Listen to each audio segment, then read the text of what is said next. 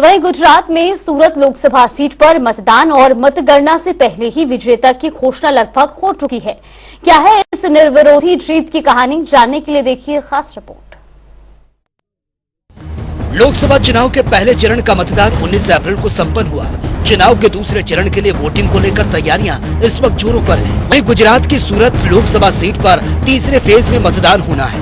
कहने को तो 7 मई को सूरत की जनता होने वाले सांसद का चयन करेगी, लेकिन अगर उम्मीदवारों की लिस्ट में केवल एक ही नाम हो तो जनता के पास विकल्प क्या होगा?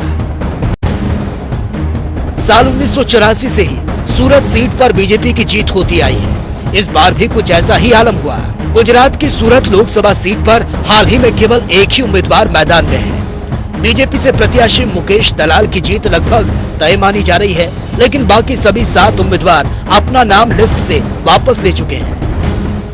गुजरात में, सूरत में, देश में पहला कमल खिला है। मैं ये कमल आदरणीय प्रधानमंत्री और विश्व पुरुष श्री नरेंद्र भाई मोदी साहब के चरण कमलों में अर्पण करता हूँ। घटनाक्रम में क्या है, कांग्रेस का फॉर्म रिजेक्ट हुआ और बाकी जो उम्मीदवार थे इन्होंने नरेंद्र भाई मोदी साहब का जो विकसित भारत की जो कल्पना है इनको साथ देकर अपना फॉर्म विड्रॉ कर लिया।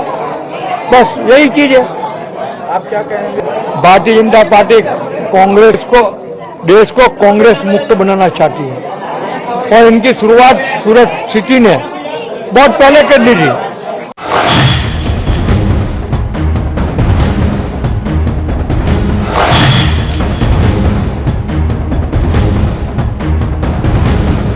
सूरत लोकसभा सीट से भारतीय जनता पार्टी की निर्विरोध जीत के लिए कांग्रेस प्रत्याशी नीलेश कुंभानी ने ही कांग्रेस छोड़ बीजेपी से हाथ मिला लिया।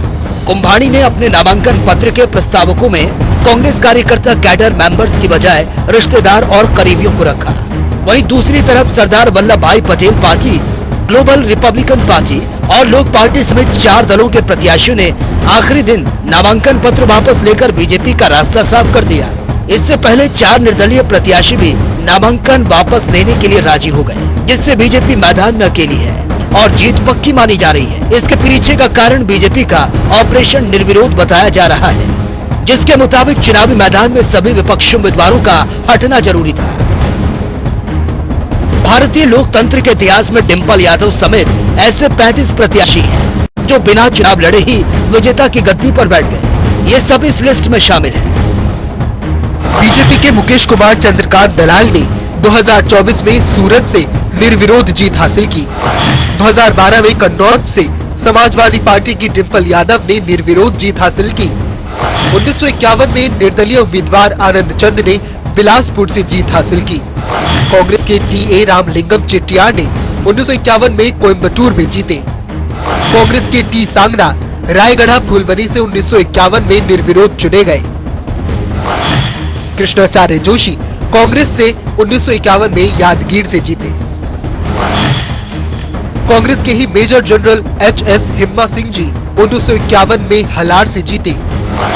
कांग्रेस के डी. सत्यनारायण राजू 1957 में राजमुंदरी से जीते। कांग्रेस की संगम लक्ष्मीबाई 1957 में विकराबाद से जीती। कांग्रेस के विजय चंद्र भगवती 1957 में दरांग से जीते। कांग्रेस के मंगर बाबू उइके ने मंडला से 1957 में जीत हासिल की। कांग्रेस के H.J. सिद्धनाथजप्पा ने हसन से 1957 में जीत हासिल की। कांग्रेस के मानवेंद्र शाह टिहरी गढ़वाल से 1962 में जीते। कांग्रेस के टी.टी. कृष्णामाचारी 1962 में तिरुचेंदूर से जीते। कांग्रेस के हरि कृष्ण मेहताब 1962 में अंगुल से निर्विरोध चुने गए। कांग्रेस की कनूरी लक्ष्मण राव विजयवाड़ा से 1967 में जीते।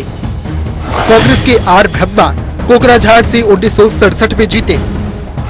कांग्रेस के मोहम्मद शफी कुरैशी 1967 में अनंतनाग से निर्विरोध चुने गए। कांग्रेस के अशोक बकुला रिंपोचे लद्दाख से 1967 में जीते। 1967 में ही NNO के सेरियांगमा चुबातोशी जमीर जीते। 1971 में लक्षद्वीप से कांग्रेस के PM सईद जीते। कांग्रेस के रिचिन खांडू खिमरे अरुणाचल पश्चिम से 1977 में निर्विरोध चुने गए। कांग्रेस के छत्र बहादुर छेत्री सिक्किम से 1977 में जीते। जेकेएनसी से फारूक अब्दुल्ला श्रीनगर से 1980 में जीते। वहीं जेकेएनसी के ही मोहम्मद शफी भट्ट श्रीनगर से 1989 में निर्विरोध चुने गए। निर्विरोध जीत के इस मामले में नंबर 1 पर है कांग्रेस। और इस प्रकार की जीत से यह सवाल उठता है कि क्या जनता अपनी सहमति से अपना मत दे रही है या चुनाव और लोकतंत्र केवल एक औपचारिकता बनकर रह गया। डेस्क रिपोर्ट, जनता टीवी। चलिए बुलेटिन में फिलहाल के लिए बस इतना ही। यहाँ पे रुकते हैं एक छोटे से ब्रेक।